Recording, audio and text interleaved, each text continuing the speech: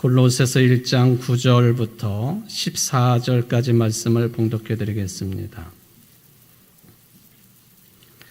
이로써 우리도 듣던 날부터 너희를 위하여 기도하기를 그치지 아니하고 구하노니 너희로 하여금 모든 신령한 지혜와 총명에 하나님의 뜻을 아는 것으로 채우게 하시고 주께 합당하게 행하여 범사에 기쁘시게 하고 모든 선한 일에 열매를 맺게 하시며 하나님을 아는 것에 자라게 하시고 그의 영광의 힘을 따라 모든 능력으로 능하게 하시며 기쁨으로 모든 견딤과 오래 참음에 이르게 하시고 우리로 하여금 빛 가운데서 성도의 기업의 부분을 얻기에 합당하게 하신 아버지께 감사하게 하시기를 원하노라. 그가 우리를 흑암의 권세에서 건져내사 그의 사랑의 아들의 나라로 옮기셨으니 그 아들 안에서 우리가 속량 곧 죄 사함을 얻었도다. 아멘. 이는 하나님의 말씀입니다. 하나님께 감사합니다. 우리는 지금 성령 강림 후 5번째 주일이고 또 우리 민족으로 보면은 1950년 6월 25일 6.25 전쟁이 시작이 되어서 올해가 74주년을 맞이하는데 바로 민족의 비극인 6.25 전쟁을 기억하는 그런 주일 예배를 드리고 있습니다. 여러분 모두를 오늘 본문의 말씀처럼 하나님께서 여러분을 암흑의 권세로부터 해방시키셔서 아들의 나라로 옮겨주셨는데 아들의 나라의 삶을 산다고 하는 것이 무엇인지를 이런 전쟁을 생각하면서 사랑과 평화와 자유를 노래하고 또 그런 삶을 지향하기로 다짐할 수 있는 복된 말씀 시간 되시기를 주의 이름으로 축원을 드립니다. 지난 주간에도 여러분들 재단에 이렇게 난이 계속해서 올라와 있는데 역시 그 부항교회의 김 장로님께서 김영복 장로님께서 또 이 가운데에 있는 하얀 난을 또 보내셨어요. 그래서 제가 왜 자꾸 난을 보내시느냐고 그랬더니 그분 말씀이 목사님 이번 주일날 6.25를 기억하는 주일이잖아요. 그러니까 흰색 난으로 보내주셨다고. 그래서 제가 다른 교회 장로님이시지만은 목사보다도 생각이 훨씬 깊으신 분이시구나 하는 그런 생각을 갖게 되었습니다. 프랑스 속담에 보면은 두 요한이 1년을 나눈다라는 내용이 있습니다. 여기서 두 요한은 누구를 가리키느냐 하면은 신약 성경에 등장하고 있는 주요한 그 역할을 감당했지요. 예수님의 제자로 요한복음, 요한 1, 3서, 요한계시록을 기록했다고 알려져 있는 사도 요한이 한 사람이고 또 한 사람은 누구냐 하면은 예수님보다도 6개월 먼저 태어나서 그리고 회개를 선언하고 요단강에서 세례를 베풀 때에 예수님에게도 세례를 베풀었던 세례자 요한을 가리킵니다. 그러니까 프랑스 속담, 프랑스라고 하는 나라가 거의 가톨릭 국가이기는 하겠지만은 기독교 정신이 국가의 바탕이 되고 있는 나라이기 때문에 이런 속담도 있는 것 같아요. 두 요한이 1년을 나누고 있다 하는 그런 이야기죠. 그러니까 사도 요한과 세례자 요한이 1년 365일을 반반 나누고 있는 성인들이다 하는 그런 이야기입니다. 우리는 이제 계절로 보면은 지난 주간 금요일이 그랬습니다만 지난 주간 금요일이 뭐였죠?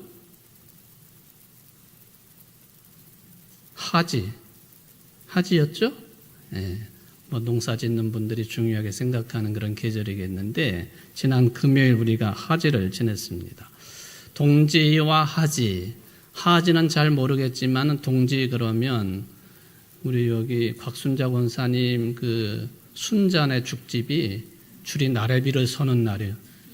왜? 팥죽 사려고. 목사도 못 사요 그날은. 사람들이 하도 모여가지고 동지 그러면 팥죽을 먹는 날 그렇게 알고 있습니다만은 때를 구분하는 데 있어서 동지와 하지를 구분을 합니다. 밤이 가장 길 때, 또 낮이 가장 길 때, 이 밤낮을 구분한다고 하는 것은 빛과 어둠의 대비입니다.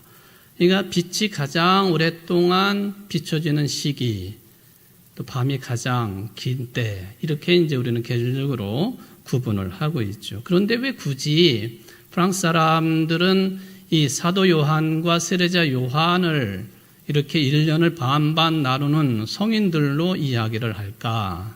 그건 성경 말씀 때문에 그렇죠. 그리고 성경에 기록된 대로 두 요한이 어떤 활동을 했느냐 하는 것에 기초를 둔 평가라고 보여집니다. 요한 사도는 요한복음 8장 12절에 보면은 예수님에 관해서 기록을 할 때 예수님이 주신 말씀이지만 나는 세상의 빛이다. 그 말씀을 기록해 놓았습니다. 그 외에도 나는 무엇이다 라고 하는 말씀을 8종류를 말씀을 하셨는데 그 중에 하나가 나는 세상의 빛이다 라는 말씀이에요. 사도 요한의 기록이지요. 그러니까 어둠이 길든 또는 낮이 길든 빛이 더 강하든 어둠이 더 강하든 언제나 지향점은 예수 그리스도이기 때문에 빛에 관한 생각들입니다. 세례자 요한은 이런 말을 합니다. 그가 그 자신이 어떤 위상을 가지고 있는지에 대한 언급이 되겠습니다만 예수님을 가리켜 말씀하기를 요한복음 3장 30절에 그는 흥하여야 하겠고 나는 쇠하여야 하리라. 내 시간은 가는 것이고 빛으로 오신 예수님의 시간, 그분은 흥해야 된다. 그게 세례자 요한의 언급이거든요. 그렇기 때문에 두 요한이 12개월을 둘로 나눈다라고 하는 이 속담, 그 핵심은 빛으로 오신 예수 그리스도시다라는 것이죠. 오늘 골로새 교회에게 주신 말씀, 우리를 암흑의 권세에서 아들의 나라로 옮기신 하나님에 대한 그 찬양을 하는 내용이 되겠습니다만은 아들의 나라로 옮겨졌다고 하는 것이 좀 더 구체적으로 또는 의미상으로 보면 어떤 뜻이겠느냐. 빛의 나라로 옮겨졌다. 빛의 삶을 살아야 된다 하는 그런 뜻으로 크게 해석을 해 볼 수가 있겠습니다. 오늘 책이 골로새서거든요. 근데 이 골로새서는 장수가 넉 장밖에 되지 않습니다. 그런데 이 골로새서에 언급되어지고 있는 예수 그리스도에 대한 신앙 고백은요, 그 어떤 그리스도에 대한 신앙 고백보다도 이게 굉장한 무게감을 가지고 있는 내용이라고 하는 것을 확인해 볼 수 있습니다. 오늘 본문은 읽었으니까 차치하고서라도요, 오늘 본문 뒤에 나오고 있는 내용을 읽어보면은 바로 이 예수 그리스도에 관한 신앙 고백이 절절합니다. 골로새서 1장 15절로 23절 내용인데요. 제가 세 번역으로 읽어드리겠습니다. 그 아들은 보이지 않는 하나님의 형상이시요 모든 피조물보다 먼저 나신 분이십니다. 만물이 그분 안에서 창조되었습니다.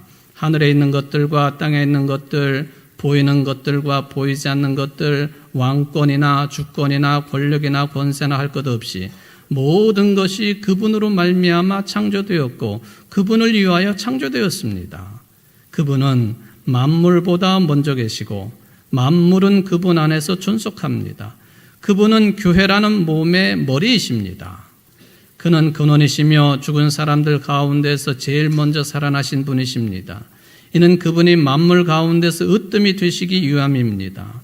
하나님께서는 그분의 안에 모든 충만함을 머무르게 하시기를 기뻐하시고 그분의 십자가의 피로 평화를 이루셔서 그분으로 말미암아 만물을 곧 땅에 있는 것들이나 하늘에 있는 것들이나 다 자기와 기꺼이 화해시켰습니다. 전에 여러분은 악한 일로 하나님을 멀리 떠나 있었고 마음으로 하나님과 원수가 되어 있었습니다. 그러나 지금은 하나님께서 그리스도의 죽으심을 통하여 그분의 육신의 몸으로 여러분과 화해하셔서 여러분을 거룩하고 흠이 없고 책망할 것이 없는 사람으로 자기 앞에 세우셨습니다. 그러므로 여러분은 믿음에 튼튼히 터를 잡아 굳건히 서 있어야 합니다. 여러분이 들은 복음의 소망에서 떠나지 말아야 합니다. 이 복음은 하늘 아래에 있는 모든 피조물에게 전파되었으며 나 바울은 이 복음의 일꾼이 되었습니다.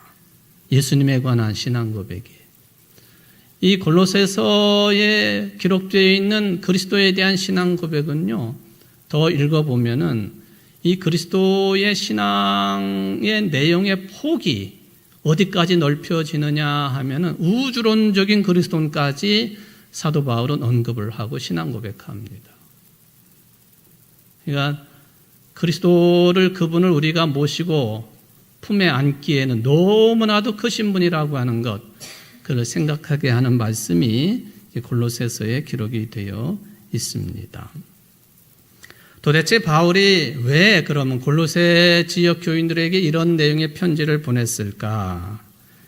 그때는요, 유대교하고 또 이방 종교가 혼합이 된 이단이 횡행하고 있었을 때입니다. 물론 초대교회가 다 그런 위협에 놓여 있기는 했습니다만은 골로새 지역이 더 심했다, 그렇게 볼 수 있겠습니다. 골로새 지역은 지금 똑같은 이름으로 불려지지는 않지만은 터키, 튀르키예의 라오디게아 교회, 파묵갈레 이런 지역하고 한 15km, 20km 떨어진 지역에 있습니다. 그러니까 지금 에베소 지역이라든지 골로새 지역이라든지 라오디게아 지역이라든지 다 고만고만한 지역에 묶여 있다, 그렇게 보시면 되겠습니다. 이 교회는 수많은 교회들을 사도 바울이 직접 세웠습니다만은 바울이 세운 교회는 아닌 것으로 파악이 됩니다.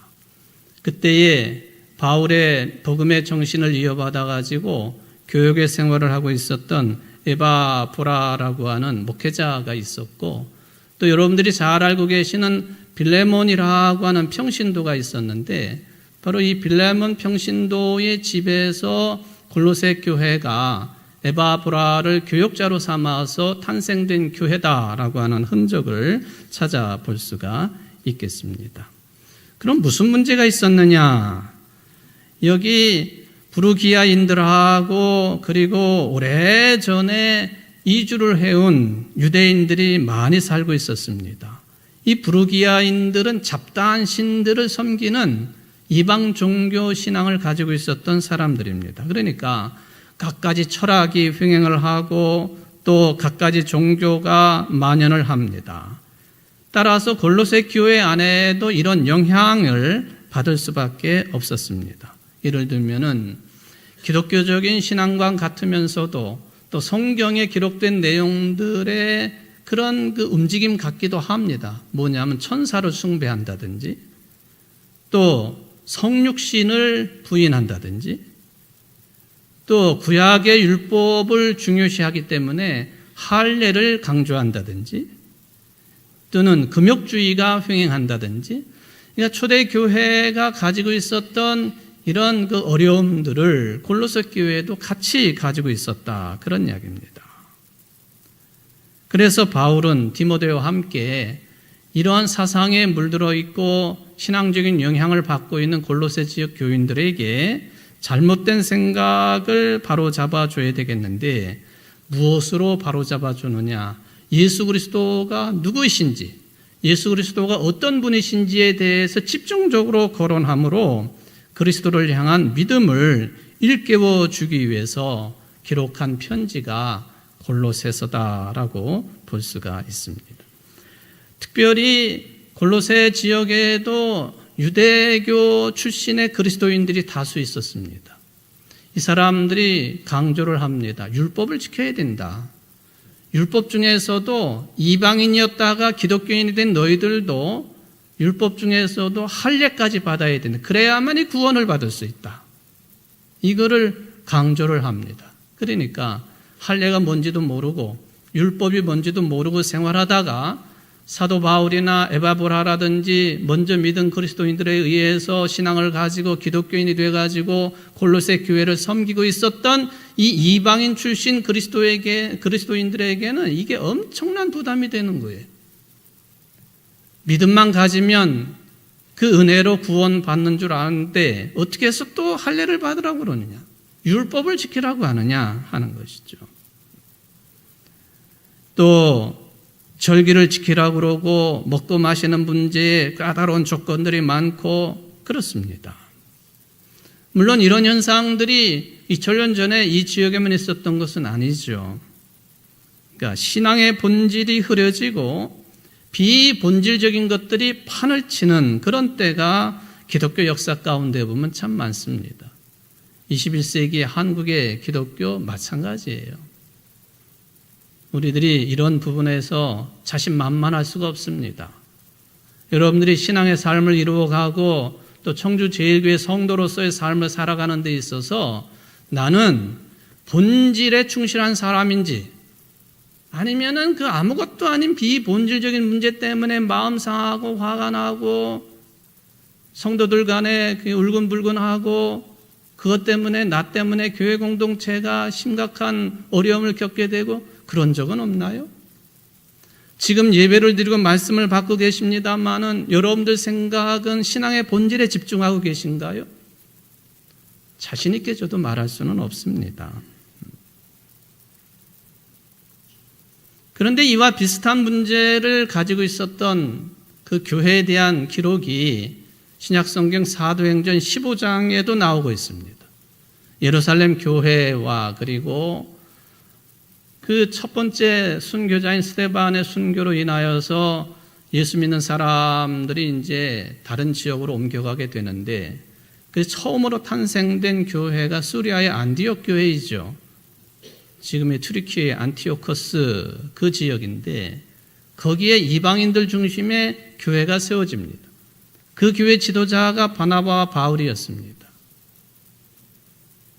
근데 사도행전 15장 1절에 보면 어떤 내용이 있느냐 하면 어떤 사람이 유대로부터 내려와서 형제들을 가르치되 너희가 모세의 법대로 할례를 받지 않으면 능히 구원을 얻지 못하리라. 유대로부터 어떤 사람이 내려와 가지고 안디옥 교회 교인들을 가르쳤어요. 지도자급이 내려온 거죠. 유대로부터 왔다고 하는 것은 처음 교회인 예루살렘 교회에서 왔다는 이야기입니다. 근데 그 지도자가 와가지고는 이 안디옥 교회 교인들 막 이방인이었다가 예수 믿는 사람이 된 사람들에게 이 율법을 지켜야 되고 할례를 받아야 되고 그래야만이 구원을 받을 수 있다. 그런 이야기를 한 거죠. 도대체 이 문제를 어떻게 해결했을까? 사실 바울과 바나바가 1차 전도 여행을 2년 동안 다니면서 탄생된 교회들이 여러 교회들이 있었습니다. 복음만을 전한 거예요. 예수를 그리스도로 믿으시오. 그러면 당신들이 구원받습니다. 이게 복음 아닙니까? 그 예수님이 여러분들의 죄를 대신하기 위해서 고난받고 십자가에 죽으셨다가 3일 만에 부활하셨고 승천하셔서 지금 하나님 보좌 우편에 앉아 계십니다. 이게 복음이거든요. 그것만 전한 거예요. 그러니까 이방 사람들이 이 복음을 받아들이고 그리스도인들이 된 거예요. 근데 이게 무슨 청천벽력입니까? 예수를 그리스도로 잘 믿기만 하면은 구원받는 줄 알았는데 모세의 법대로 할례를 받지 아니하면 구원을 얻지 못한다 했으니 구원의 기쁨과 은총 가운데 있는 이 안디옥 교회 교인들에게 찬물을 끼얹어 버렸습니다. 근데 이걸 해결해야 되지 않겠습니까? 많은 다툼과 변론이 일어났습니다. 그래서 안디옥 교회가 이 문제를 해결하기 위해서 바울과 바나바 그리고 몇 사람을 예루살렘 교회로 보냅니다. 사도들이 있고 장로들이 있고 어머니 교회에 보낸 거예요. 그러자 이 어머니 교회인 예루살렘 교회는 너네들끼리 알아서 해라 이런 식으로 처리하지 아니하고 이 문제를 심각하게 받아들였습니다. 이 문제를 해결해 주기 위해서 즉시로 회의를 소집했다 하는 내용이 사도행전 15장에 나오고 있는, 그래서 우리는 그것을 예루살렘 회의라 또는 예루살렘 총회라 아니면은 니케아 칼케돈 그런 회의를 공의회라고 이름을 붙이는데 예루살렘 공의회라 그렇게 이름을 붙입니다. 15장을 읽어보면 이런 순서로 진행이 됐어요. 먼저 바울과 바나바가 이방 지역의 선교 결과가 어떠했는지, 하나님의 도우심으로 큰 역사가 일어났다고 하는 것을 보고를 합니다. 그랬더니 바리새파 사람 중에 예수 믿게 된 사람, 유대교적인 신앙관을 가지고 있는 그리스도인들이죠. 똑같은 주장이에요. 이방인이었다가 예수 믿은 사람들, 율법을 따라야 되고 할례를 받아야만이 구원이 있다고 주장을 합니다. 그래가지고는 사도들과 장로들과 그리고 교회 지도자들, 교인들이 큰 변론이 일어났습니다. 그때 역시 지도자는 지도자입니다. 베드로가 일어서서 이야기를 합니다. 그런데 피상적인 이야기가 아니라 자기의 경험을 이야기하면서 이방인들도 유대인들과 동일하게 그리스도의 은혜로 구원받는다고 하는 것을 간곡하게 설명을 합니다. 그러고 나서 바울과 바나바가 다시 이야기를 합니다. 하나님께서 자기들을 통해 가지고 이방인 중에서 행하신 표적과 기사 자세하게 설명합니다. 그랬더니 분위기가 잠잠해졌어요. 암묵적인 동의를 했습니다. 그 공동체 전체가 그랬다는 거죠. 그러자 드디어 마지막으로 한 사람이 이 회의를 정리를 합니다. 그게 누구냐 하면은 예수님의 친동생으로 알려져 있는 야고보, 예루살렘 교회의 한 기둥 역할을 하고 있는 사람이지요. 야고보가 이 모든 논란을 종지부시키는 그런 발언을 합니다. 그가 말하기를, 그러므로 내 의견에는 이방인 중에서 하나님께로 돌아온 자들을 괴롭게 말고 다만 우상에 더러운 것과 음행과 목매어 죽인 것과 피를 멀리하라고 편지하는 것이 가하다. 우리 교회 안에서 회의할 때 가하시면 예하시오, 부면 아니라 하시오, 그렇게 얘기하잖아요. 어떤 분들은 그게 헷갈려가지고 그 반대로 적용할 때도 있고 그냥 넘어갈 때도, 가하시면 예하시고 부면 아니라 하십시오. 네, 의견을 묻는 건 아닙니까?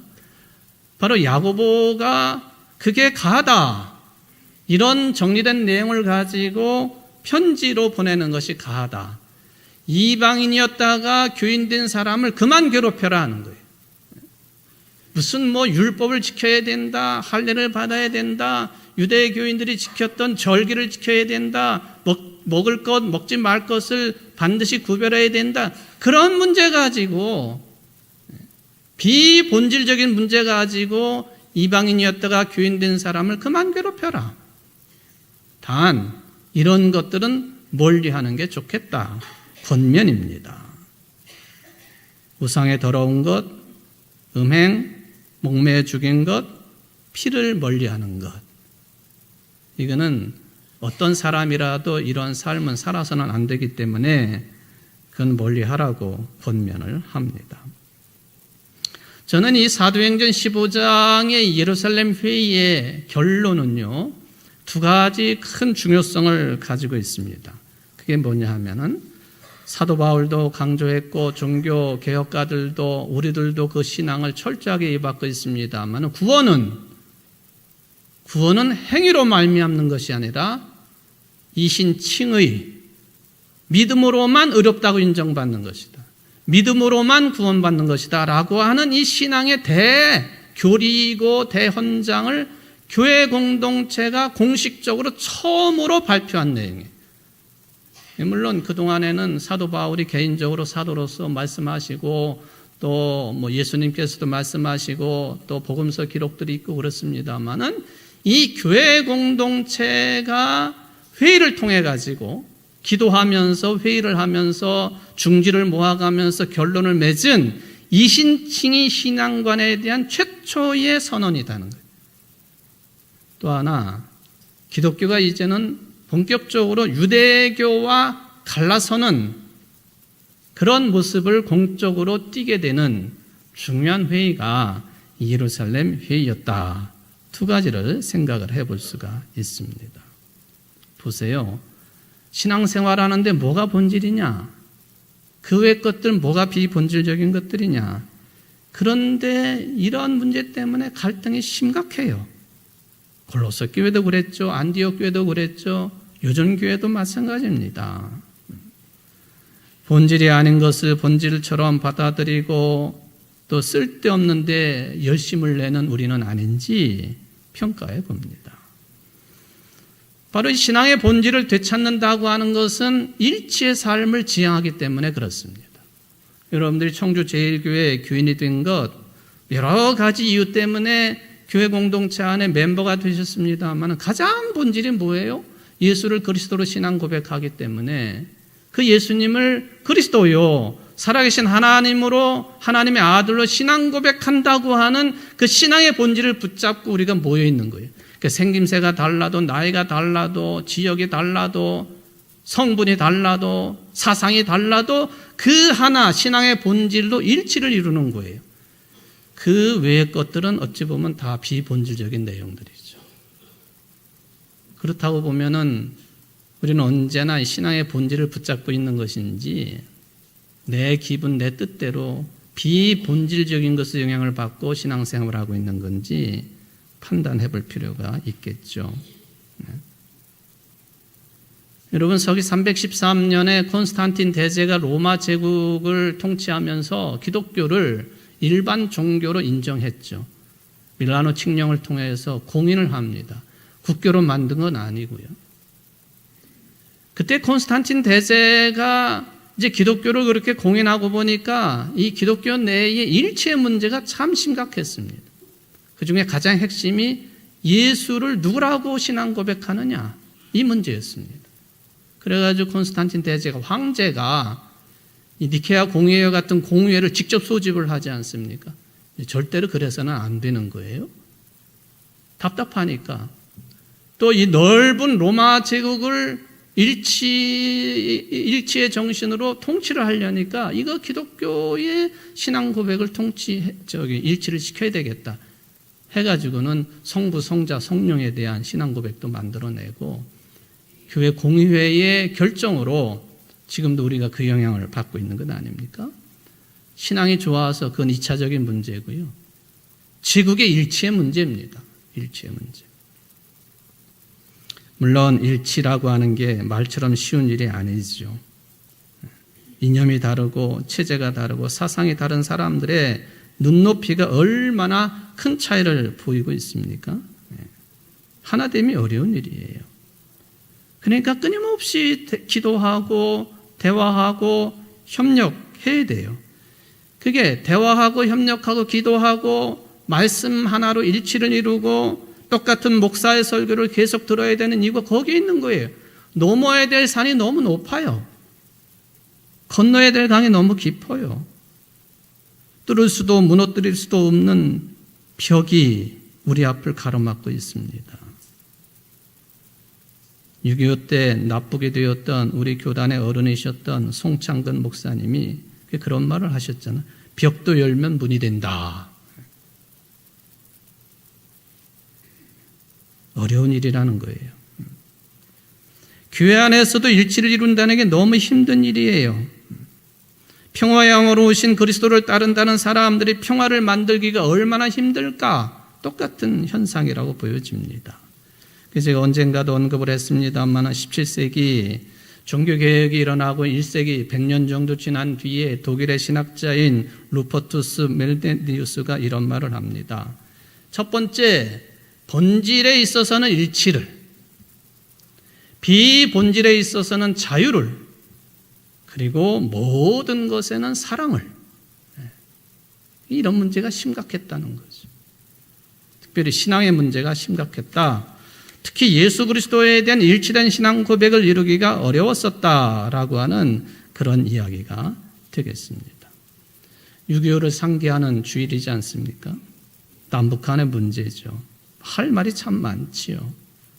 저는 제발 남북한이 본질적인 것의 일치를 이루는 것이 얼마나 중요한지를 서로 깨달았으면 좋겠습니다.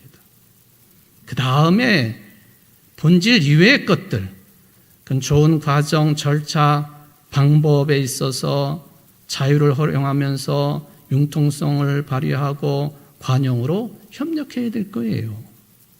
그리고 우리는 그리스도인들이기 때문에 모든 것에 사랑으로 실천하는 것에 우리 그리스도인들이 앞장서야 돼요. 그런데 우리 그리스도인들 입에서 계속 전쟁을 이야기를 하고 대립을 이야기하고 그런 것을 조장을 한다든지 그는 성서 정신이 아니에요. 주님 정신도 아닙니다. 오늘 골로새서 이 말씀을 통해서 보면은 이게 기독교 신앙의 본질이 뭐냐 하는 것에 대한 접근이 절절합니다.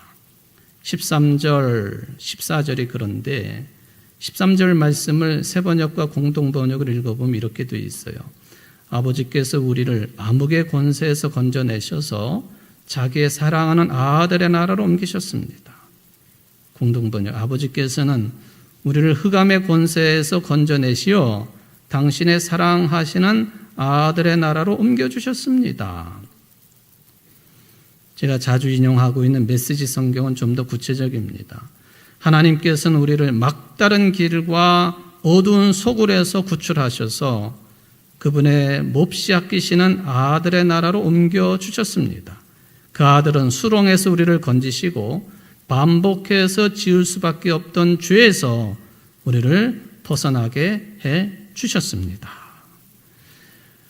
이 내용의 골자는 아버지께서 우리를 아들의 나라로 옮기셨다입니다. 하나님께서 우리를 아들의 나라로 옮겨주셨다. 물론 여기 나라라고 하는 이 표현이 오해하기 쉬운 그런 단어이기는 해요. 어떤 공간을 이야기하고 땅을 이야기하고 국토를 이야기하고 그건 아니죠. 그러니까 그 부분에 있어서는 이미 여러분들이 잘 해석하고 넘어가시리라고 생각합니다만은 바로 아버지께서 하나님께서 우리를 아들의 나라로 옮기셨습니다. 그러니까 이 아들의 나라는 예수 그리스도의 정신이 충만한 곳 또는 때 다 포함이 됩니다. 예수 그리스도의 사랑, 예수 그리스도의 생명의 능력이 충만한 상황, 이게 아들의 나라예요. 여러분들은 그런 나라로 이미 옮겨진 사람들이에요. 사랑의 나라로, 평화의 나라로, 자유의 나라로, 생명의 나라로 옮겨진 사람들이에요. 이런 사람들 입에서 싸움이 나오고 전쟁이 나오고 무기 증강이 나오고 이거는 이율배반적인 것입니다.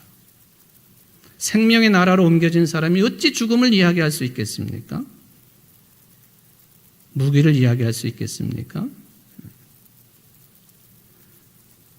아들의 나라와 대립적인 개념을 찾는다고 그런다면 종의 나라예요.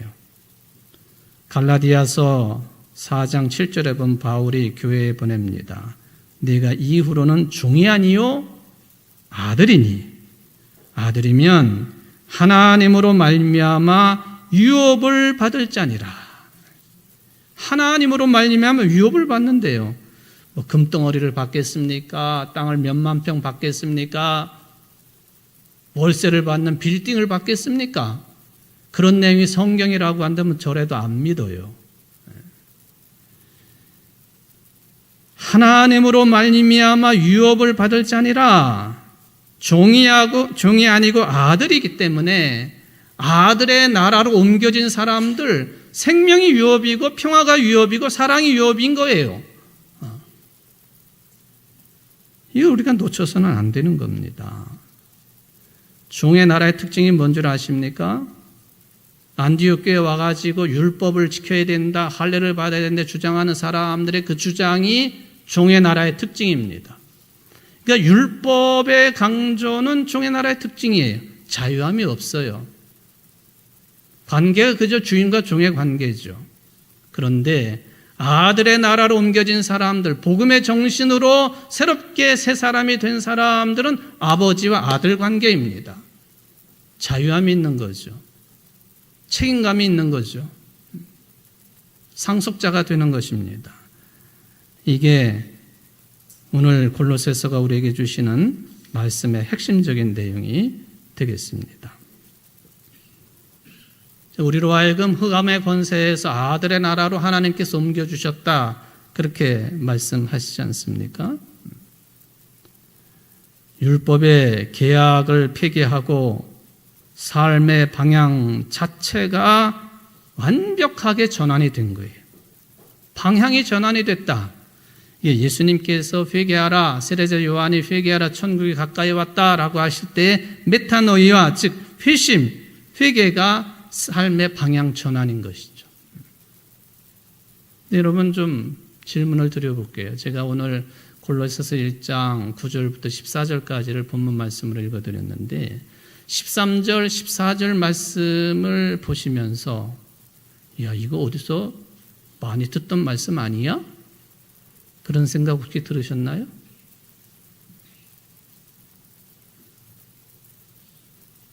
일부 예배 시간에는 영적으로 예민한 분이 계시더라고요. 제가 이렇게 질문하니까 대부분 주보를 딱 펼치신 분이 계셨어요. 왜? 주보에 나와 있는 말씀이기 때문에. 여러분 주보 한번 보십시오. 제가 아는 용서에서는 따옴표 하나 있는 내용이에요. 아버지께서 우리를 암흑의 권세에서 건져내셔서 자기의 사랑하는 아들의 나라로 옮기셨습니다. 우리는 그 아들 안에서 구속 곧 죄사함을 받았습니다. 어디서 나온 말씀이에요? 골로새서 1장 13절 14절 말씀이에요. 모르셨죠? 야, 저건 뭐 용서의 선언을 어디다가 끌어당겨가지고 여기다가 사용했나? 골로새서 말씀이에요. 골로새서 말씀. 여기 14절에 보면은 아들의 나라로 옮겼다고 하는 것을 좀 더 풀어 설명합니다. 그 아들 안에서 우리가 속량, 곧 죄 사함을 얻었도다. 속량이라고 하는 단어가 등장하지요. 속량. 한자로 한번 보십시오. 속량, 저런 글자를 사용을 합니다.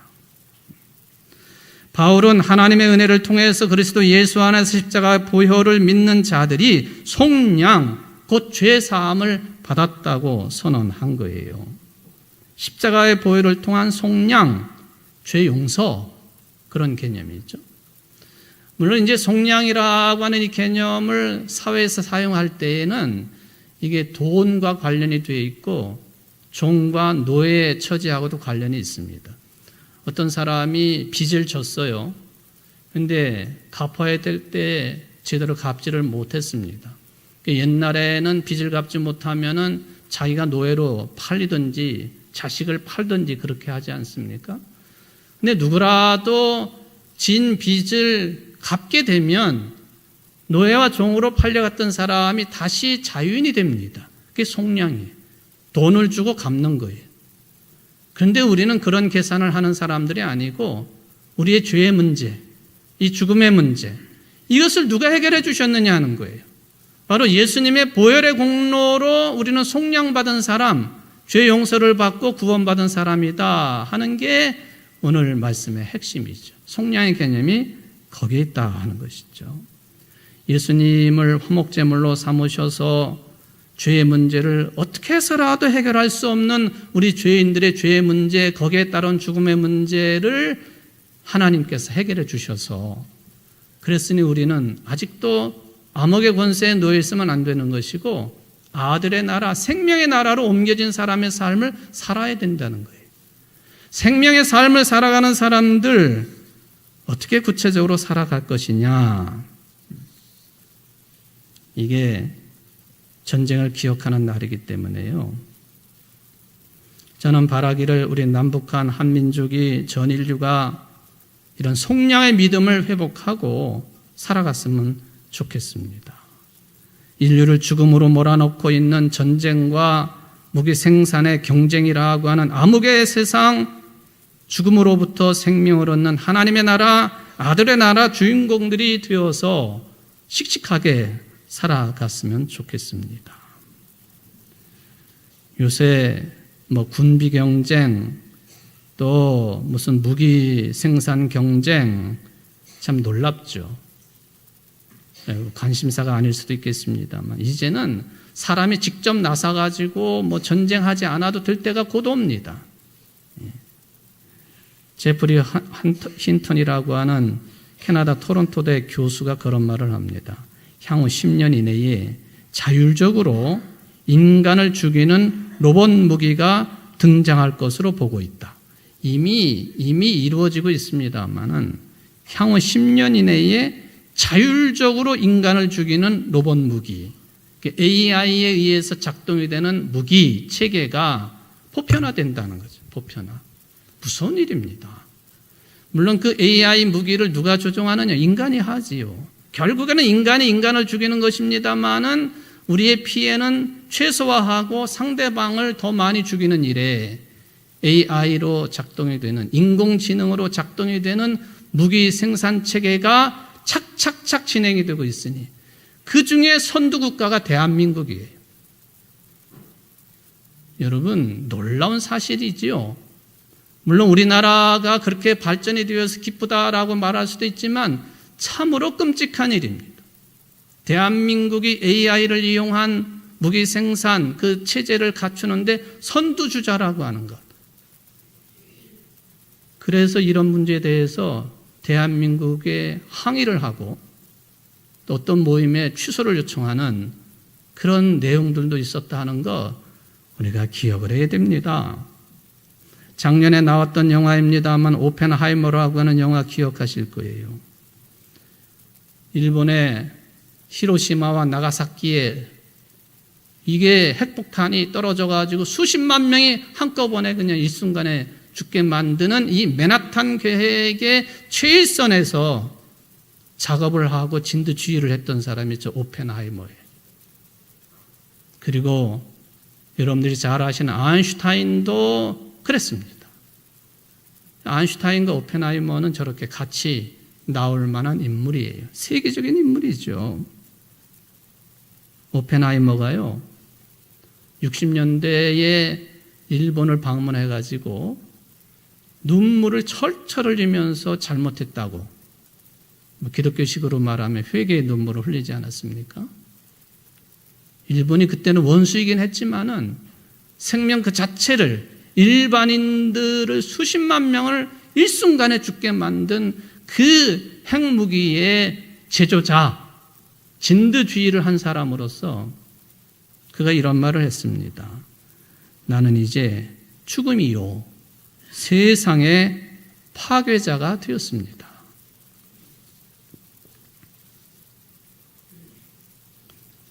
회개의 눈물을 흘렸다라고 저는 생각을 합니다. 오펜하이머가 그렇게 핵무기를 개발하는 데 앞장서고 그러는 끔찍한 그런 현상을 보고는 그 다음 단계 수소폭탄 계획과 제조에 극렬하게 반대를 합니다. 반전운동에 앞장서는 사람이 되었죠. 미국 정부로부터 저거 간첩 아니냐 그런 소리를 들을 정도로 그 위협을 받기도 하지요. 오펜하이머가 경고를 합니다. 군비 경쟁은 안 된다. 그럼에도 불구하고 미국이든 소련이든 중국이든 일본, 우리나라도 포함해가지고 경주 시작을 알리는 총을 이미 쏴놓은 상태인 것 같습니다. 핵무기에서 한 실수를 AI에서 반복해서는 안 된다. 이게 최소한의 규범이나 윤리조차도 부재한 상태예요. 우리야 그렇다지만 우리의 미래 세대들이 어떻게 살아야 될지. 사랑하는 성도 여러분, 여러분이 유지하고 있는 믿음, 우리를 죽음에 살리는 참된 능력이고 인류로 하여금 흑암과 허무에서 벗어나게 하는 유일한 믿음임을 믿으시기를 바랍니다. 믿음의 회복이 중요한 거예요. 이 믿음의 회복이 될 때 평화의 나라는 가까이 다가오는 거죠. 오늘 일부 예배 시간에 우리 하늘소리 찬양대가 찬양을 했는데요. 우리 유승문 장로님 제자, 우리 지경구 지휘자가 지휘를 하고 제가 특별히 그 동영상을 좀 오늘 좀 찍으라고 그랬어요. 왜 그랬냐면 그 가사 내용 때문에 우리 일부 찬양대가 그 라틴어 가사 찬양을 불렀어요. 물론 자막에는 한글로도 자막을 띄웠습니다만 한번 좀 한 1분 정도 되는데 들어보실래요? 네.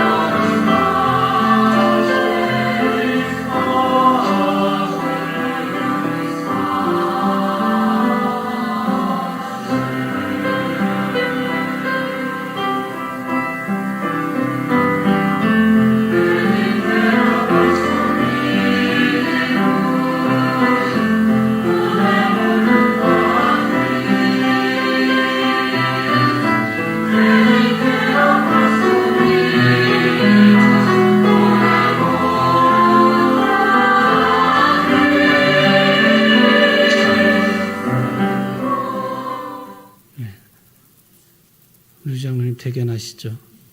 제자가 저렇게 지휘를 잘하니까. 장본인 지희경우 선생님은 그냥 바짝 긴장하셨을 거예요. 네.